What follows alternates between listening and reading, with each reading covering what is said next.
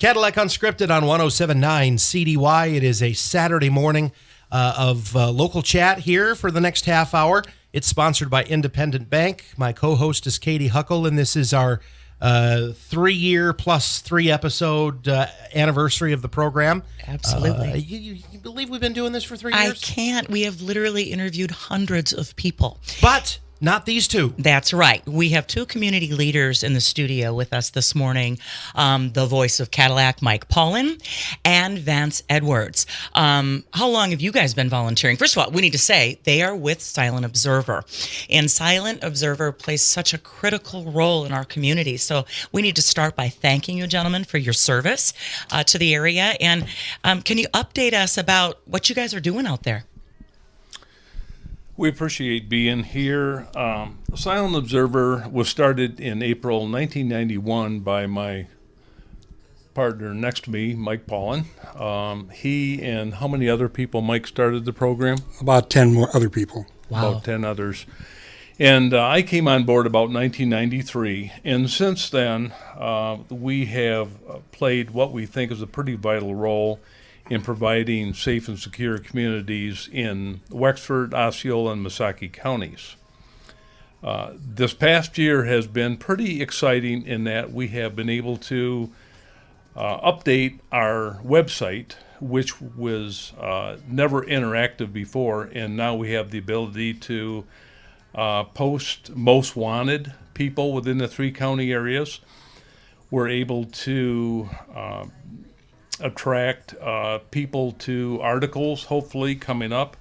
And we also have an opportunity to get memberships through our website and also take donations. Any other things with the website, Mike, that you'd like to add? Well, it talks about the program, and plus it gives an opportunity for example, the county prosecutor to talk about different things in the county that are important for people to know as far as how the courts work and how his office works. You know, gentlemen, it's been 30 years that you've been doing this. I mean, most people cycle in and out of boards of directors. You must be passionate about the cause. A lot of us are either former law enforcement, we have people in the family, or we just have a passion for safer communities. And in Mike's case, he's probably the best volunteer that I've ever worked with, and everybody knows him in Cadillac area. I myself was in law enforcement for a period of time in Genesee County, and I currently have a son who is serving in law enforcement in Missaukee County. So we do care about the communities. We take a look at the 3 county area. We have the 1,700 square miles with 75,000 people as one community. We have concerns that we have to address, and we cannot address those concerns without the help of the public. Addressing what they see, suspicious activity, and working with our program.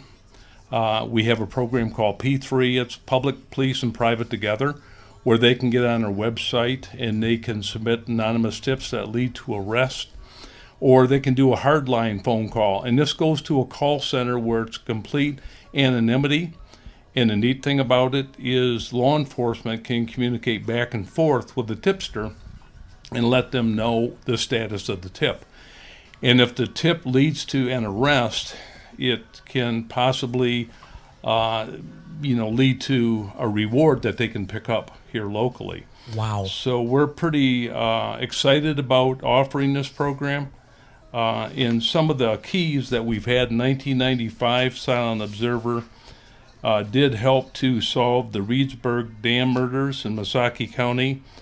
2013, the Leroy Bank robbery in Osceola County. After a 26 restaurant break-in in 2014, Mesick hit and run homicide 2017, and we had a Cadillac West manhunt apprehension in 2019, all because of this program. Incredible. Interesting thing happened with that 2019 Cadillac West man tried to break into my home, Vance. No kidding. Wow. No kidding. And then he was apprehended, as you know. But you're doing powerful work to keep all of us safe. And I think one of the unintended consequences of this, having many friends in law enforcement, is they feel supported by the community. They are doing such hard work out there. And I think it's important that our police officers know we support them and endorse what they're doing. And as we know, there's been tension nationwide with that. And I would say not here, we're working to help them and through this vehicle. Well, and what a lot of people don't know either, in the 2019 manhunt, my son was on there and came close to getting shot. Oh, And so not a lot of people understand, like you said, how our men and women serve and protect us around the clock. They have no idea who we are, but they do truly love these communities that they work in, and they need our support, and they need public support every day. Our program is available 7 days a week, 365 days a year, around the clock. Just please give us a call. Our law enforcement need the public's help. Mike, I want to go back to the beginning. Was there a specific crime that happened that caused the formation of this group, or was it just like a string of unsolved Actually, issues? it was a specific situation where a guy who owned a motel in Cadillac West, Chuck Clements was his name, and he was concerned about the fact that people were stealing snowmobiles parked at his motel while people were staying there. And he saw there was no vehicle to apprehend these people or get information to the police. And so he went to another local businessman in the community, and he talked to him about starting a program that would offer rewards for information coming into a program. And the Silent Observer program, or Crime Stoppers as it's called downstate, was something he was interested in getting started in this area. And so we talked to the law enforcement agencies in the area, and they all decided that this was something they wanted to do. And of course, without law enforcement, this program doesn't work. And so we had the buy-in at first from Wexford County, and then we expanded to Missaukee County because they saw it was such a great program and they wanted to get in on it. And then Osceola also decided it was something they wanted to do a couple of years later, and they also got involved in the program.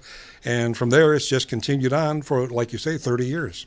Mike, can we talk about your fundraising efforts? Do the monies that you raise go towards rewards? That's exactly right. The money we use for rewards, we also use it for publicity and for different things that we do. We have a couple of trailers that we take out that showcase what the Silent Observer program is all about. We have signs that we are now putting in different courthouses around to encourage people to participate in the program.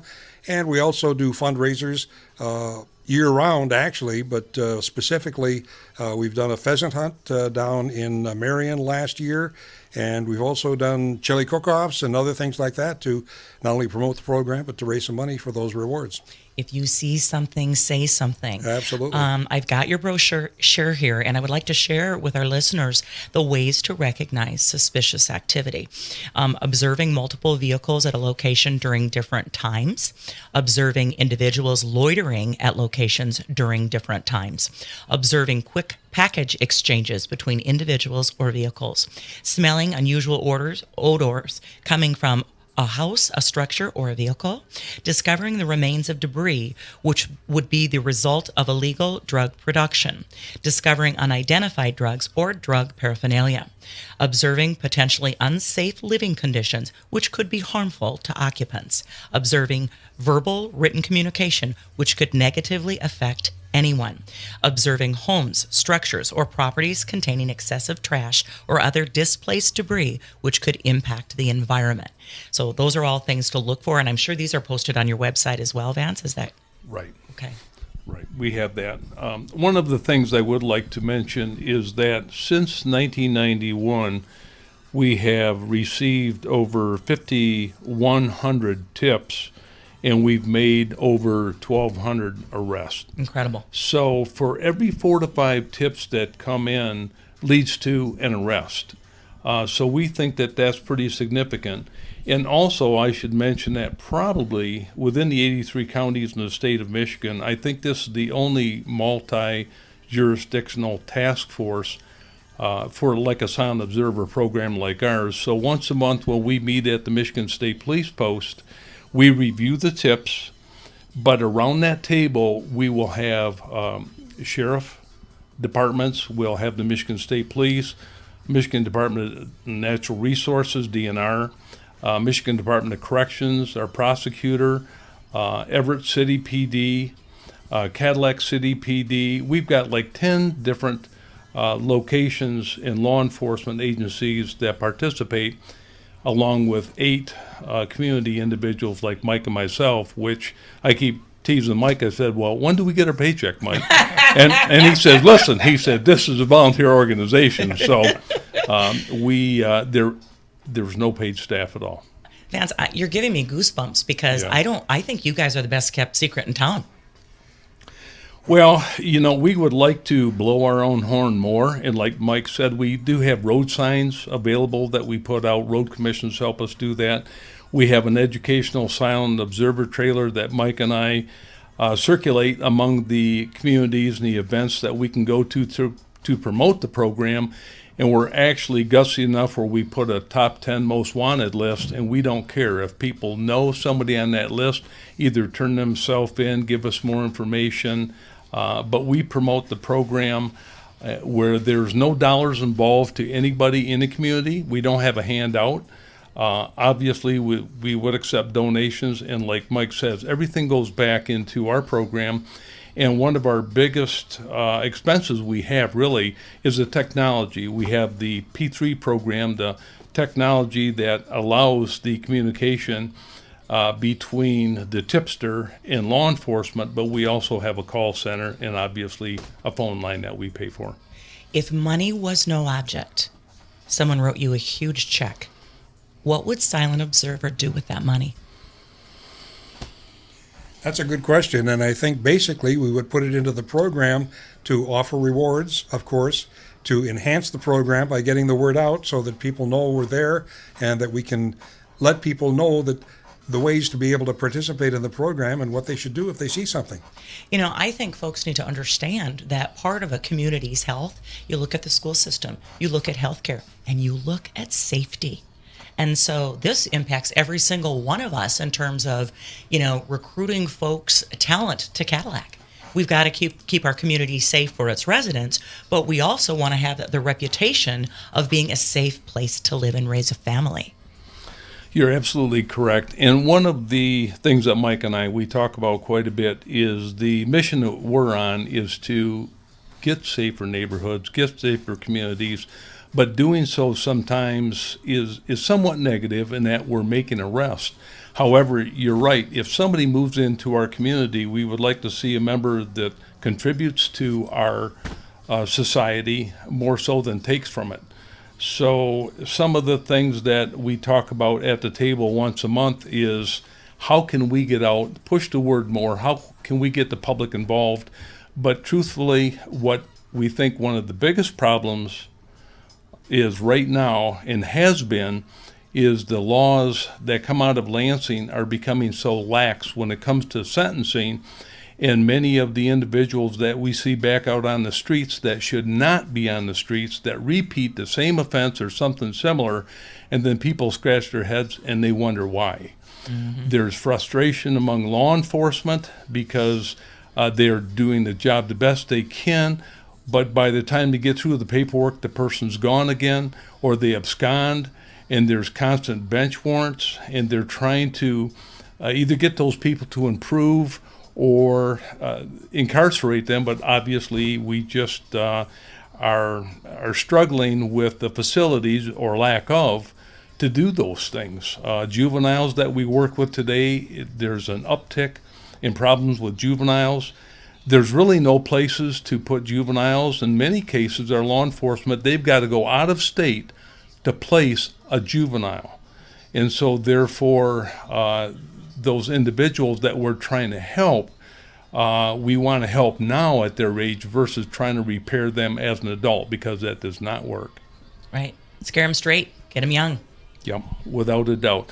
We would like to be able to have some lawmakers listen to say, what's happening now is not working, and you can't think it's going to work tomorrow or the next day. There's got to be changes made, and we've got to support our men and women out doing the job. And currently, with the sentencing issues we have, and Corey Wiggins, our prosecutor, does a wonderful job.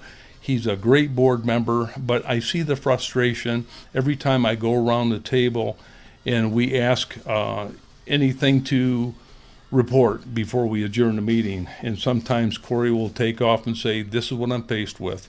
And then we begin to understand as a group how we sometimes are lacking with trying to encourage the public to get involved, because they're looking at the whole package program saying, geez, if I get involved, will anything be done?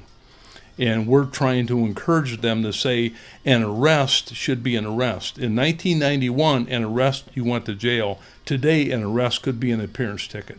But like Mike and I, we're trying to grasp that to say it's still an arrest. It's still an arrest, and you still got consequences to pay, and you still got people to answer to.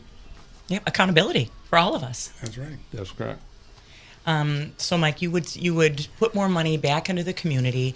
Do you need a facility? You really don't, because you meet at the state police post, correct? We meet at the state police post, but it would be nice to have an office where we could do our work, to be able to put out different brochures, to put out information to the public, and to basically have some place where we could keep equipment and so on and so forth.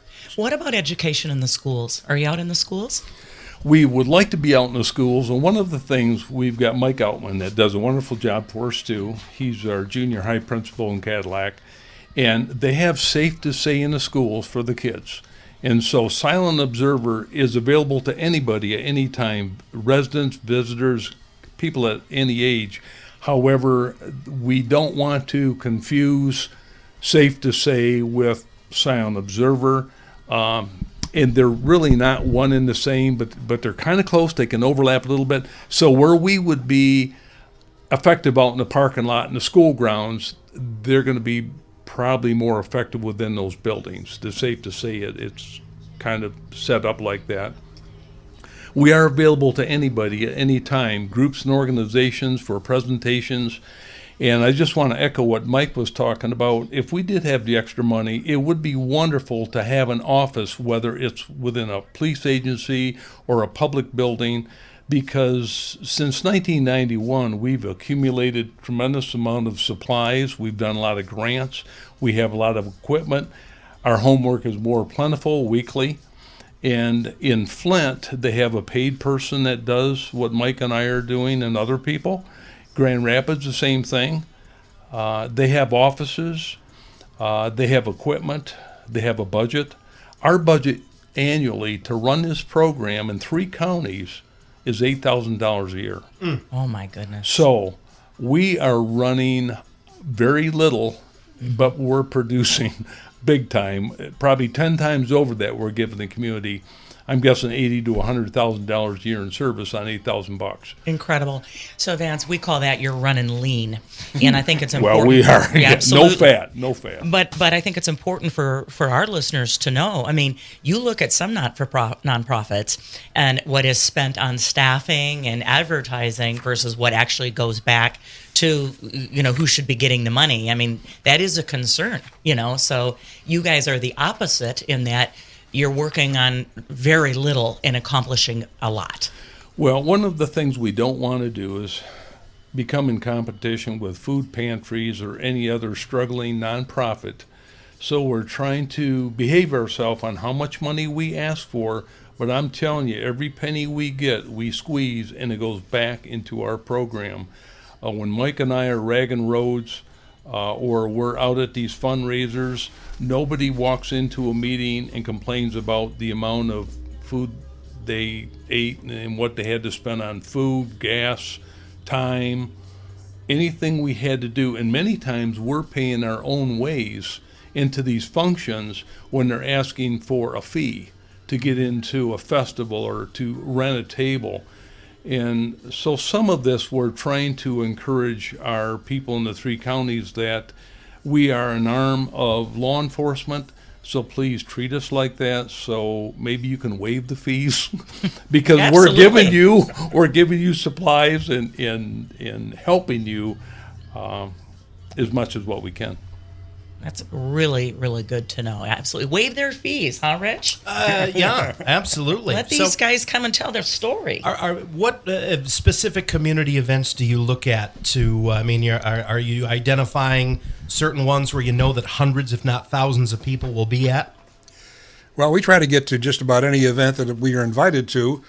We've been to the After 26 program they have down at the park. We've been down to Marion to do the old-fashioned days.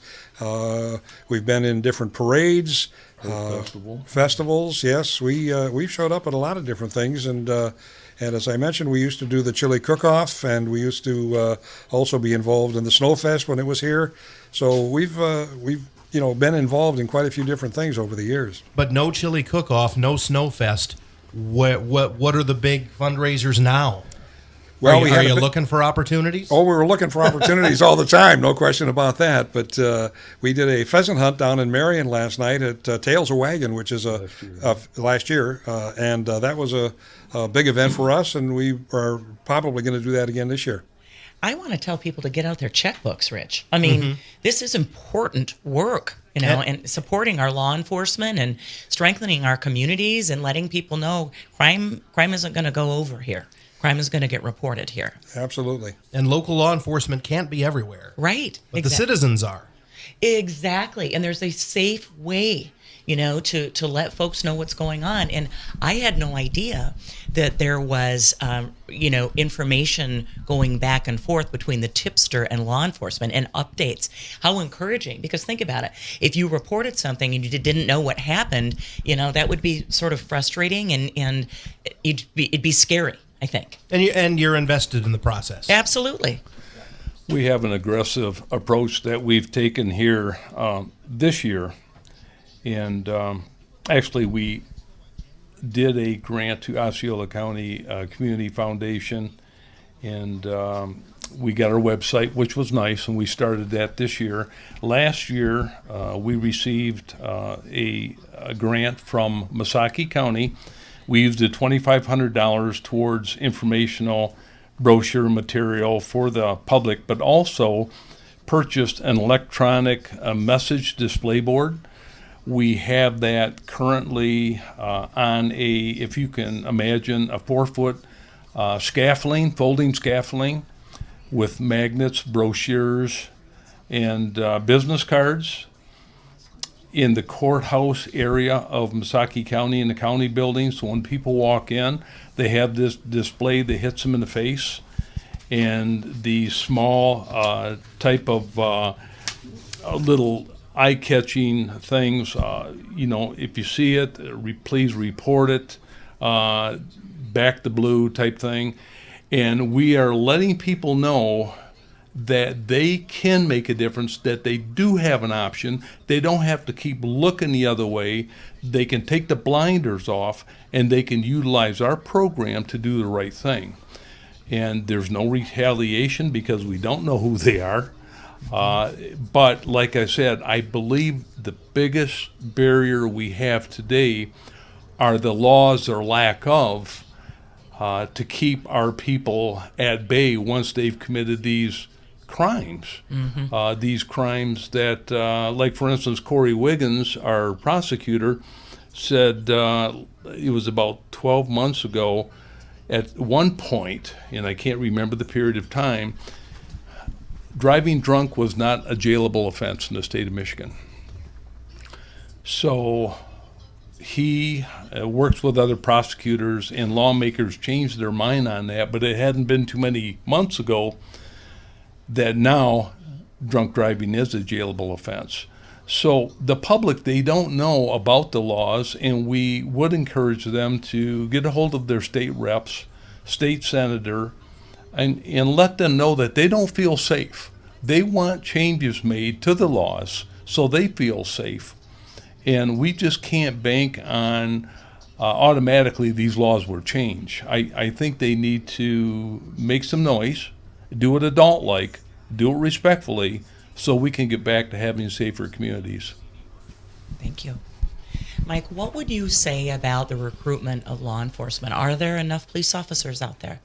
Well, I think that they're having a hard time. We've heard month after month how police agencies in our area are recruiting people, and whenever they had an opening, years ago they would have 40 or 50 people applying for that opening. Now they have to actually find people, send them to school, pay them to go to school, and then after they're trained and everything, they come back and work in their department. but it's very difficult to get people to move into law enforcement. Think And, I'll tell you, I think that's the reason why we see so much recruitment at the Career Tech Center level. Our public safety program, we have, that's where you go. I mean, you go with the youth, you go with the 16, 17, 18-year-olds who are looking to make a career decision, and that's where you get your new blood. That's right. That's right. It is just so important to get the message out to respect our local law enforcement. And you said that word, Vance, respect. Do it respectfully. If you get pulled over, if you do something wrong, own it, apologize, but be respectful to the police. The other thing we did, and this has been probably 3 months ago, was we did a 12-year tip history just to see how things flowed since 2010 to 2022. And what we discovered is the highest year we received tips was 2019. And about that time period, one of our law enforcement officers spoke up because we wanted their input. We started out at 2010 at 144 tips. We peaked out about 325 tips in 2019. And then we dipped down again 144 2 years later, 3 years later. Why is that? We approved recreational marijuana, which didn't help. And what people don't understand is the strain is greater than what it was in the 60s. And right now we are finding out from our law enforcement that it is being laced many times with fentanyl, methamphetamine, and other drugs that are either causing reactions and many times deaths within our community. So we've got an issue with that, and we're always fighting with that. So it's interesting to hear and be educated by our men and women monthly, but many times I wish we had lawmakers at our meetings listening to what we listen to and hear the frustration many times that our public are kind of passing us. So. Boy, we are getting an education today, aren't we, Rich? We are for sure. Oh, my goodness. Ways to help. And this is in bright red. Thank you, Vance. Ways to help. Recognize, record, and report anonymous tips. Make a donation to Silent Observer at P.O. Box 142 in Cadillac, Michigan, 49601. Participate with annual membership. Become a member of Silent Observer. The associate level is $75, the business level is $200, and the community safeguard level is $500.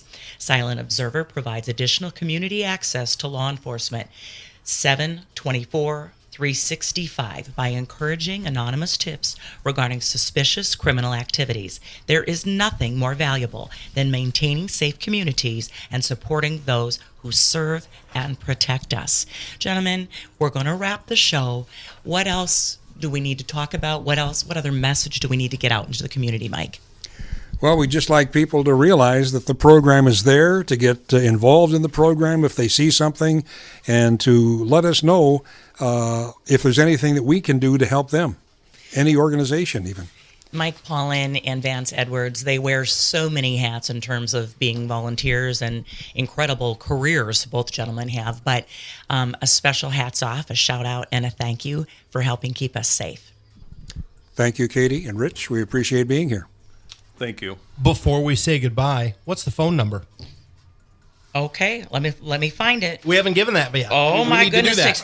Here we go. It is 1-800-528-8234 or 231-779-9215. Check out their website, everybody. The Silent Observer website has been redone. It is very interactive, very polished and professional. So we want everybody to get on board support. Get out your checkbooks and write these guys some checks. Sounds great. Guys, thanks a lot. Appreciate your time. Thank you. Thank you. Our pleasure. Cadillac Unscripted is sponsored by Independent Bank. It's heard every Saturday morning here at 8:30 on 107.9 CDY, and the shows are posted to our YouTube page later on in the weekend, of course, so you can listen to them anytime. Sponsored by Independent Bank, Cadillac Unscripted. Next week, same time, same station, 107.9 CDY.